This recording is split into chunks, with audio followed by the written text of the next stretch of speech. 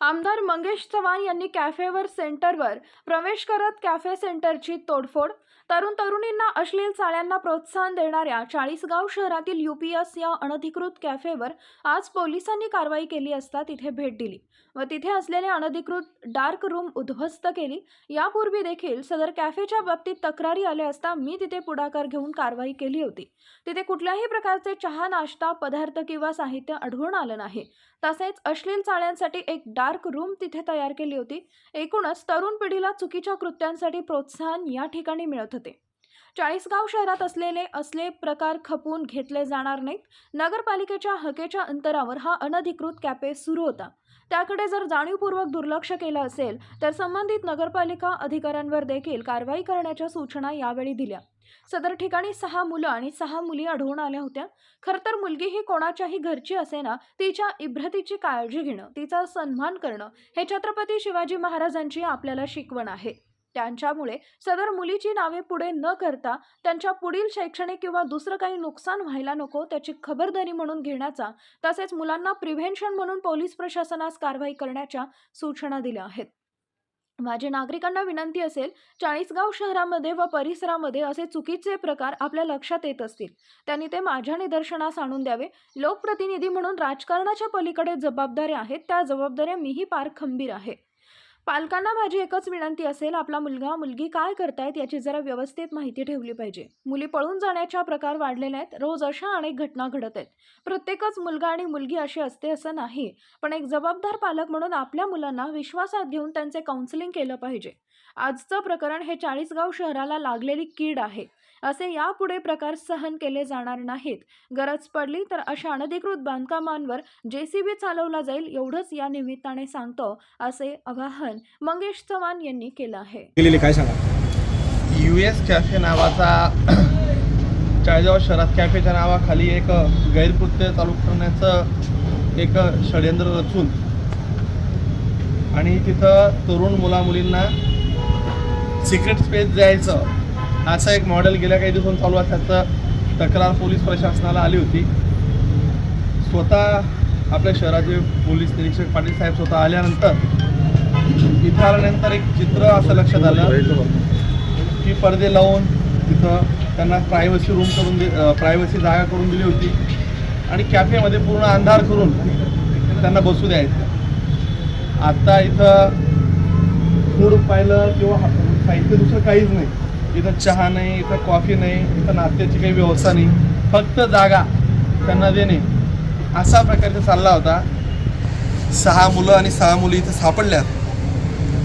खरं तर मुलगी ही कोणाच्या घरची असे ना, तिची इज्जत सांभाळणं हे छत्रपती शिवाजी महाराजांनी शिकवलेली आपल्याला शिकवण आहे. त्याच्यामुळे त्यांची नावं पुढे न करता त्यांचं पुढे शैक्षणिक किंवा दुसरं काही नुकसान व्हायला नको याची खबरदारी म्हणून ते नावं आम्ही तर पाहणारच आहोत.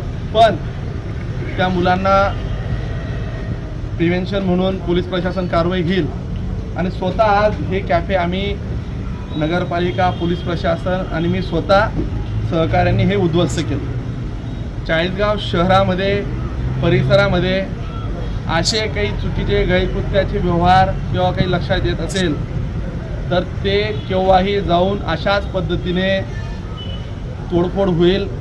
गरज पडली तर बुलडोझरसुद्धा त्या बिल्डिंगला तात्काळ लावलं जाईल. कारण की शेवटी शहराचा लोकप्रतिनिधी म्हणून राजकारणाच्या पलीकडे माझ्याकडे काही जबाबदाऱ्या आहेत. त्या जबाबदाऱ्या मीही पार पाडेल. पोलीस प्रशासन, नगरपालिका प्रशासन देखील त्याला सहकार्य करणार आहे. या निमित्तानं पालकांना माझी एकच विनंती असेल, आपला आणि मुलगा आणि मुलगी काय करतोय याची जरा आपण व्यवस्थित माहिती ठेवली पाहिजे. 67 ते 66 मुली पळून जाण्याचं प्रकरण आत्ता जवळजवळ आम्ही पाहिलं. रोज अनेक घटना घडत आहेत. प्रत्येकच मुलगा आणि मुलगी अशी असते असं नाही, पण एक खातरदारी म्हणून मुलांना विश्वासात घेऊन त्यांचं काउन्सिलिंग केलं पाहिजे. आजचं हे प्रकरण म्हणजे हे चाळीसगाव शहराला लागलेली कीड आहे. असा कुठलाच प्रकार आम्ही कोणी सहन करणार नाही, एवढं सांगतो. दादा, नगरपालिकेच्या हाकेच्या अंतरावर हे कॅफे चालतं, अनधिकृतपणे हे कॅफे या ठिकाणी सुरू होतं. पोलिसांना यावेळेस 3ऱ्यांदा कारवाई करावी लागली, मात्र एकहीदा नगरपालिकेने त्या ठिकाणी कारवाई केली नाही. मागे एकदा ह्याच कॅफेवर मी स्वतः एकीकडे के पाटील असताना आलो होतो, त्यावेळेस ते बंद झालं होतं. मधल्या काळात पुन्हा अजून याचा पेव सुटला. या कॅफेला असे काही असतील तर ते तात्काळ नगरपालिका प्रशासनाला मी सांगेल, आणि यामध्ये जर कोणाची इन्व्हॉल्वमेंट असेल त्या अधिकाऱ्याचं निलंबन देखील केलं जाईल. सर, पोलीस प्रशासनाने याविरुद्ध नगरपालिका प्रशासनाला पत्रव्यवहार जरी केला आहे, पण नगरपालिका प्रशासनाने कुठलीही दखल घेतली नाही आजपर्यंत. मी त्या संदर्भातली माहिती घेतो. नगरपालिका प्रशासन विभागात अतिक्रमण विभागाचे जे अधिकारी असतील त्यांना या संदर्भात कारणे दाखवा नोटीस देऊन, आणि त्यांची जर चूक असेल तर त्यांचं देखील निलंबन मी त्यांना सीओना कलेक्टरांकडे प्रस्तावित करायला एकीकडे सांगतो. शहरातलं जे अतिक्रमण आहे, जे म्हणजे अतिक्रमणाच्या याच्यावर त्या ठिकाणी पोट भरतात धंदा व्यवसाय करून, एकीकडे त्यांना त्या ठिकाणी कुठेतरी शहरात त्रास दिला जातो, आणि असं अनधिकृतपणे या ठिकाणी अशील चाळे करणारे जे अवैध धंदे त्यांना त्या ठिकाणी पालिकेकडून पाठबळ दिलं जातं का, असं वाटतं का आपल्याला? यामध्ये नगरपालिकेचा रोल किती होता हा देखील तपासावा लागेल. बघा, या प्रकरणामध्ये हा प्रकार करणारी एक प्रवृत्ती वेगळीच आहे. तो जागा मालकालाही कदाचित माहिती नसेल, पोलिसांनाही तो प्रकार माहिती नसेल, नगरपालिकेला पण ह्या प्रकारे जागेचा वापर असा होतो आहे हे कदाचित माहिती नसावं. या संदर्भात त्यांना मी तात्काळ सूचना सांगणार आहे, आणि अशा प्रकारचे ज्या ठिकाणी म्हणजे